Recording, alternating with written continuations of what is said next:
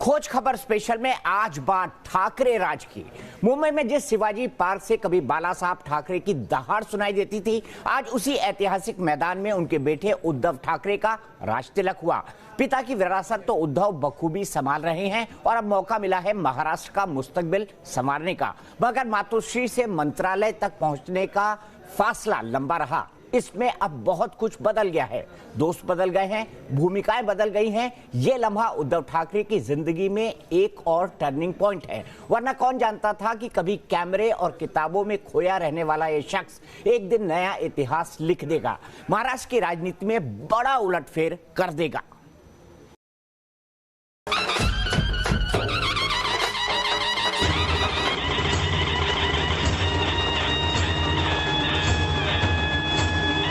मैं एक ना एक दिन शिवसेना का मुख्यमंत्री बनाऊंगा, ये मेरा वचन मेरे पिताजी को मैंने दिया हुआ है।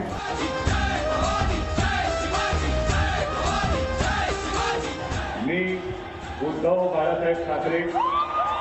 वक्त बदला, समीकरण बदले और बदल गया शिवसेना का इतिहास। पिता बाला साहेब के नक्शे कदम पर उद्धव ठाकरे चले तो जरूर, मगर कदम कदम पर राजनीतिक गलियारों को चौंकाया भी।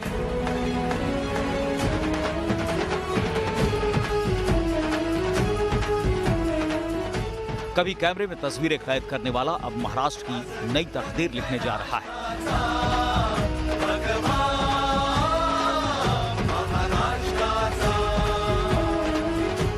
कभी सामना में संपादकीय लिखने वाले उद्धव ने महाराष्ट्र की राजनीति में नया इतिहास लिख दिया।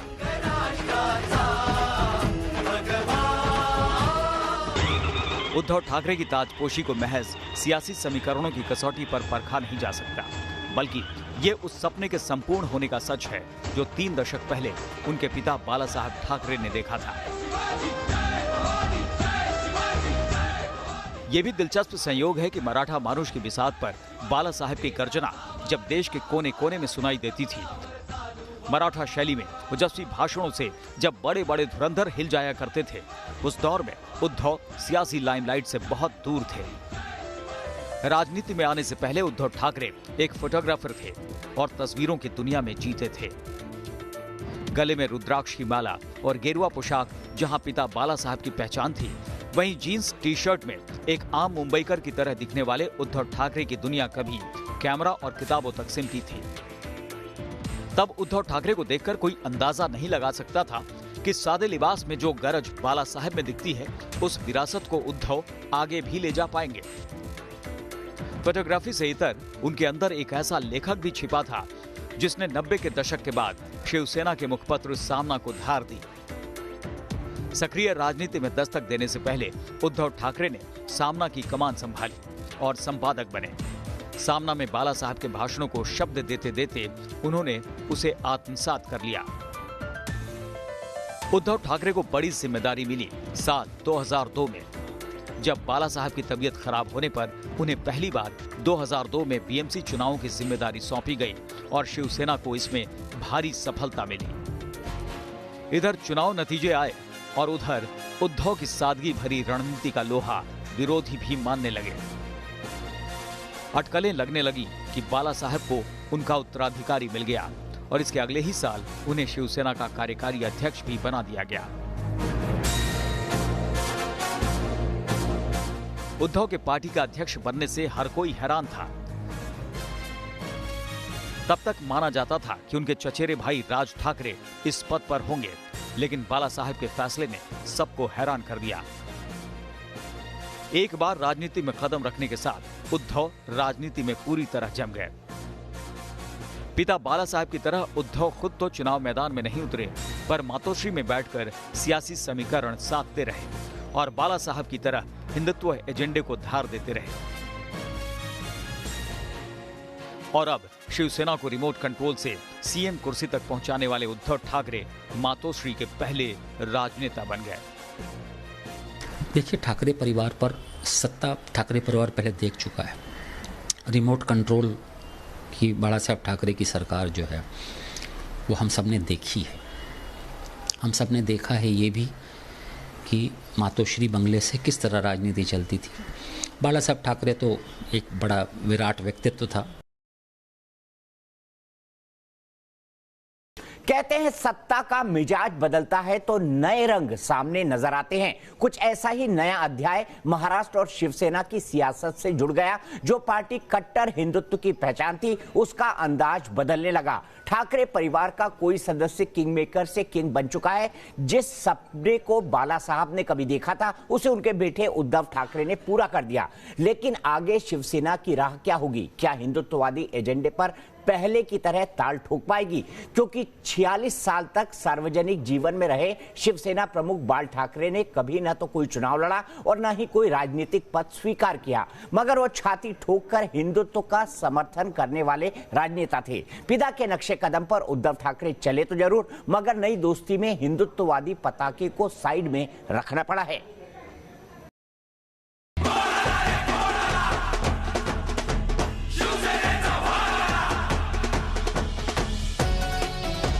बाला साहब के सियासी अध्यायों को पलटे तो उसमें एक बात साफ है कि राजनीति के उतार चढ़ाव के दौर में भी बाला साहब ने हिंदुत्व मुद्दे से कभी समझौता नहीं किया था।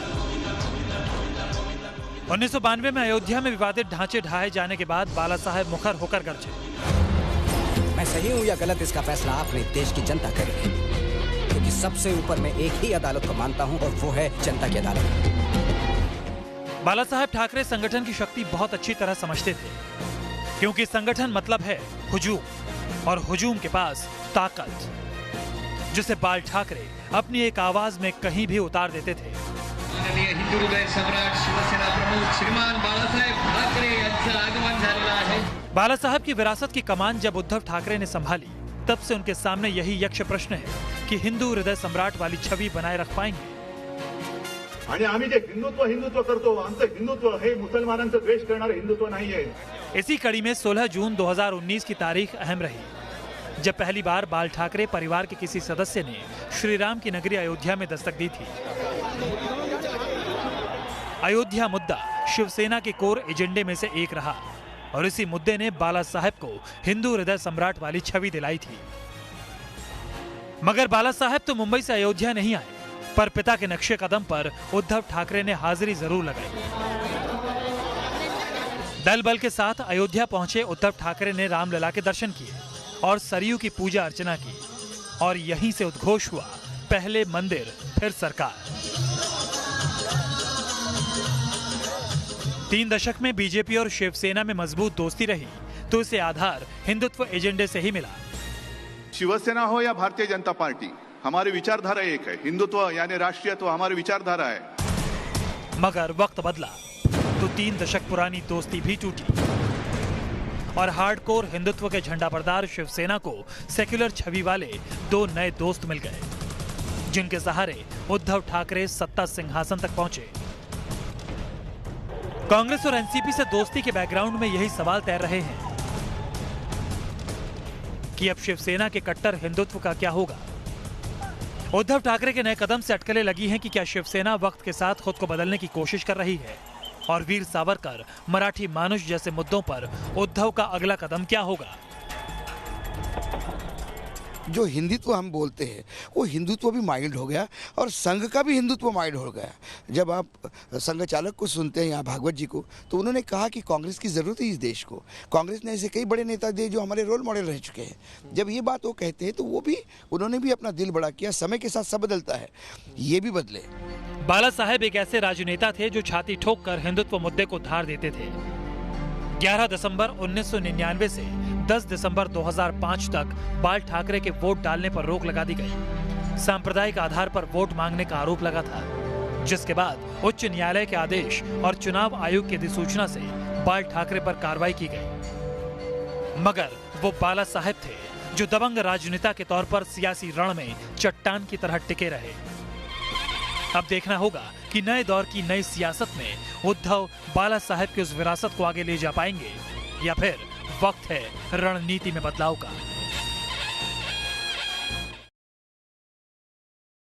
उद्धव ठाकरे की ताजपोशी में भाई राज ठाकरे भी पहुंचे। मौका ऐतिहासिक था, लिहाजा सियासी दुश्मनी की दीवार टूटती नजर आई। दिलचस्प बात है कि जिस दहलीज से दोनों भाइयों ने राजनीति का कखरा सीखा, उसमें उद्धव को सिंहासन तक पहुंचा दिया, जबकि बागी भतीजे यानी एमएनएस प्रमुख राज ठाकरे आज भी राजनीतिक हाशिए पर नजर आते हैं। आपको बता दें कि जब महाराष्ट्र में बाला साहेब की तूती बोलती थी, उस दौरान उद्धव और राज उनके दो सिपहसालार थे। उद्धव सियासत से खींचे खींचे रहते थे, उनका फोटोग्राफी में मन लगता था, लेकिन राज ठाकरे दबंग और मुखर थे। लोगों को उनमें चाचा बाल ठाकरे की छवि नजर आती थी, मगर गद्दी की जंग में राज ठाकरे पिछड़ गए और मातोश्री की लक्ष्मण रेखा लांघ गए। बाला साहब की छत्रछाया में उद्धव ठाकरे और राज ठाकरे ने राजनीति का ककहरा सीखा, मगर राजनीति का तकाजा देखिए। जिस मातोश्री में दोनों ठाकरे भाइयों ने राजनीति की ABCD सीखी, उससे निकलकर उद्धव ठाकरे को महाराष्ट्र का ताज मिल गया और राज ठाकरे को सियासत में गुमनामी, और इसकी वजह दोनों भाइयों के बीच सियासी दुश्मनी का खेल। दरअसल मातोश्री में जितना प्यार दुलार बेटे उद्धव को मिला, उतने ही राज ठाकरे भी बाला साहेब के करीबी रहे, मगर शिवसेना की गद्दी संभालने की जंग ऐसी छिड़ी कि भाई भाई सियासी दुश्मन बन गए। दरअसल राज ठाकरे ने राजनीति का आगाज दबंग तरीके से किया।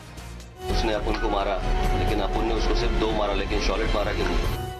चाचा बाला साहेब की तरह मराठी मानुष के मुद्दे पर दहाड़ना, रैलियों में गरजना राज ठाकरे की पहचान बनती जा रही थी।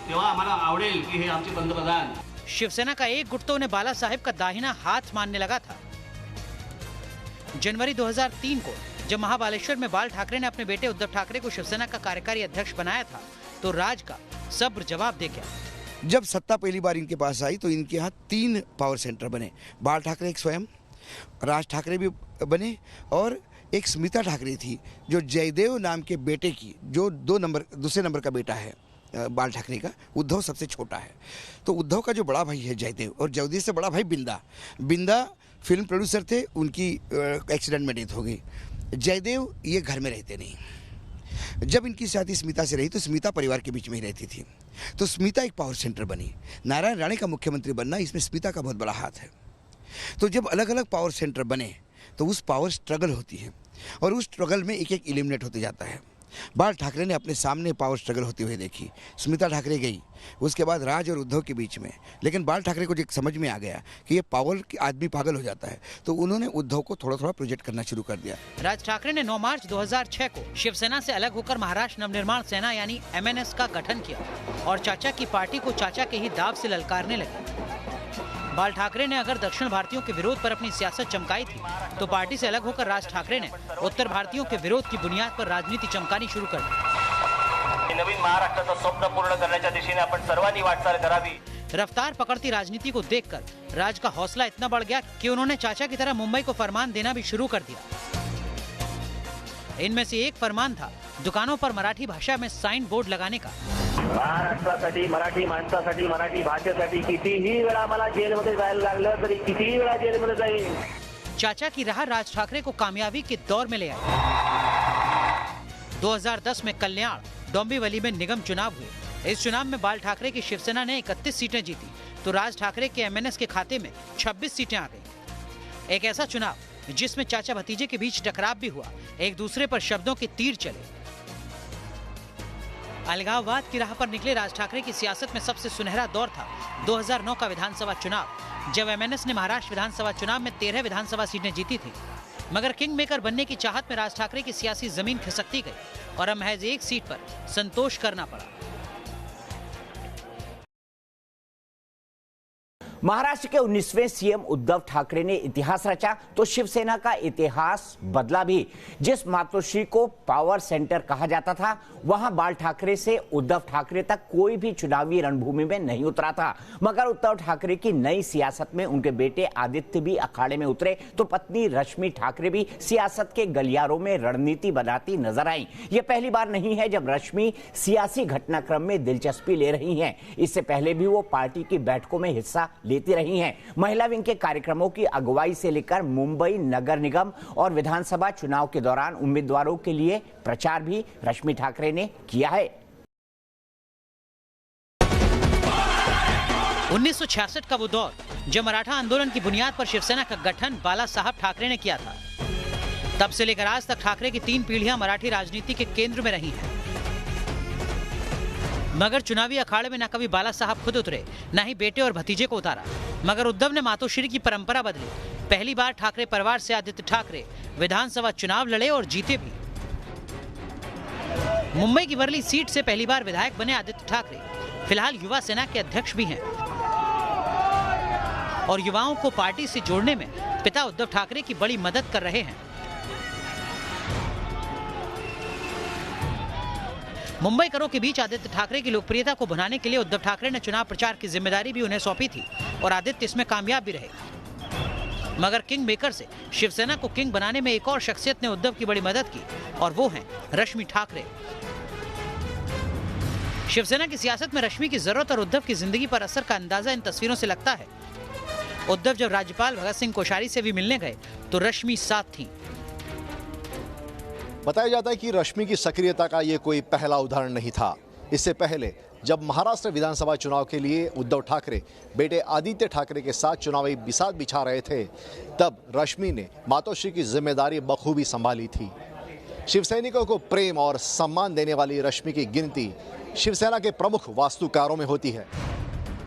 मसलन विधानसभा चुनाव में बीजेपी के साथ सीट बंटवारे में उद्धव ने रश्मि की भी सलाह ली।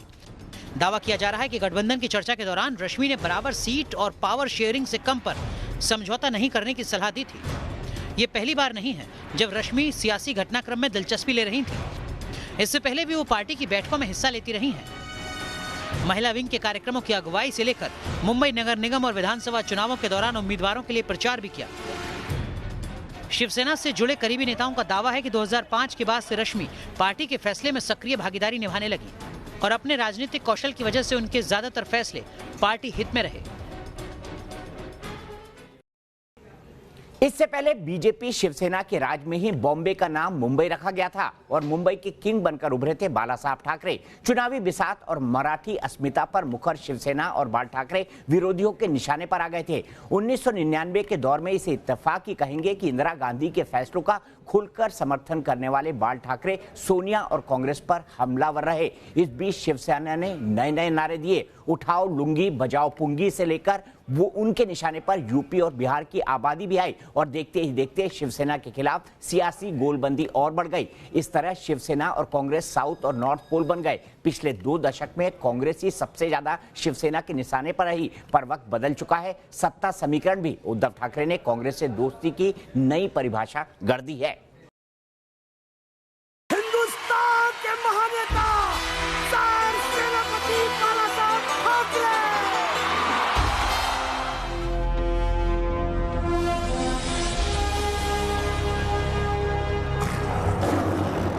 पहला हक क्या के मराठी लोगों का है। दबंग अंदाज और कद्दावर राजनेता बनने के पीछे मराठी मानुस का बड़ा मुद्दा था, जिसकी बुनियाद पर शिवसेना मुंबई के धारावी से निकलकर महाराष्ट्र के कोने कोने तक पहुंची और देश की राजनीति में एक धुरी बन गई। शिवसेना प्रमुख बाल ठाकरे मंच पर दहाड़ते तो शिवसैनिक मराठी मुद्दे पर ललकारते। नसते तर या मुंबईमध्ये मागमोसे लागला नसता, मराठी माणूस कुठच्या पुढे फेकला गेला असता। हक मांगने से न मिले तो छीन लो। ऐसे नारों का असर कुछ इस तरह दिखा कि गैर मराठियों के बीच हिंसक झड़पें आम होने लगी थी। साथ ही शिवसेना का मसीहा अवतार भी नजर आया। जमीनी स्तर पर जनता को जोड़ने के पीछे शिवसेना ने एम्बुलेंस, शिवालय जैसी योजनाएं अपने दम पर शुरू की। मुंबई करों और पहाड़ी इलाकों के लिए बाइक एम्बुलेंस चलाई जा रही है। अबोली रिक्शा नाम से मुफ्त रिक्शा बांटती है। महिलाओं के लिए सेल्फ डिफेंस कैंप लगाते हैं। शिवसेना के विरोधी अक्सर ये बात कहते रहे कि बाल ठाकरे मातोश्री से समानांतर सरकार चलाते हैं, मगर बाल ठाकरे को इन बातों की जरा भी परवाह नहीं थी। बाला साहब ठाकरे ने पाकिस्तान और आतंकवाद के खिलाफ हिंदू राष्ट्रवाद का ऐसा रंग दिया तो सोनिया गांधी पर उनके हमले सबसे ज्यादा तीखे रहे। 1975 में इंदिरा सरकार के आपातकाल का समर्थन करने वाली शिवसेना मुस्लिम तुष्टीकरण पर कांग्रेस को घेरती रही और बाल ठाकरे खुले मंचों से गांधी परिवार पर बरसते रहे। मगर वक्त बदला तो ठाकरे परिवार को 10 जनपद में हाजिरी लगानी पड़ी। सत्ता के लिए हाथ से हाथ भी मिलाना पड़ा। मुंबई शहर में जो यूनियन के जो लीडर्स थे, दत्ता सामंत से लेकर जॉर्ज फर्नांडिस तक, इन्होंने जब पूरी बम्बई पे कब्जा कर लिया तो कांग्रेस के पास ऐसा कोई स्ट्रीट फाइटिंग का यूनिट नहीं था। इसके पहले जब उन्होंने देखा कि वरदराजन मुदलियार के जो एक south Indian Tamilian lobby, Madrasi lobby कहते थे उसको, जब वो चलने लगी और दादर जैसे मराठी क्षेत्र में जब मराठी लोगों का घर खाली होने लगा तो मराठी मानुस की अस्मिता के लिए और बचाव के लिए एक शिवसेना सामने आई, जो बाल ठाकरे ने एक ऑर्गेनाइजेशन बनाया शिवसेना। वो सामने आके वो लड़ रही थी इन दक्षिण भारतीयों से मराठी अस्मिता के लिए। लेकिन 3 दशक पुरानी दोस्ती कैसे टूटी, इसके लिए थोड़ा फ्लैशबैक में चलना होगा। 90 के दशक में बाल ठाकरे की तूती महाराष्ट्र में बोलने लगी थी और इसी दौर में ओबीसी रिजर्वेशन का विरोध कर राजनीति को चौंका दिया था। इसके बाद 24 मार्च 1995 की तारीख आई जब बाल ठाकरे सत्ता के किंग मेकर बने थे और किसी शिव सैनिक ने पहली बार महाराष्ट्र की कमान संभाली थी। इसी के साथ बीजेपी और शिवसेना की दोस्ती भी परवान चढ़ी। शिवसेना अपने कद और बढ़ते जनाधार के चलते सत्ता की चाबी अपने हाथ में रखना चाहती थी। उद्धव ठाकरे को लग रहा है कि हिंदुत्व एजेंडे में पार्टी का कद छोटे भाई की तरह हो जाएगा, लिहाजा शिव सैनिक अब भगवा ब्रिगेड से निकलकर सेकुलर दोस्तों के करीब पहुंच गए।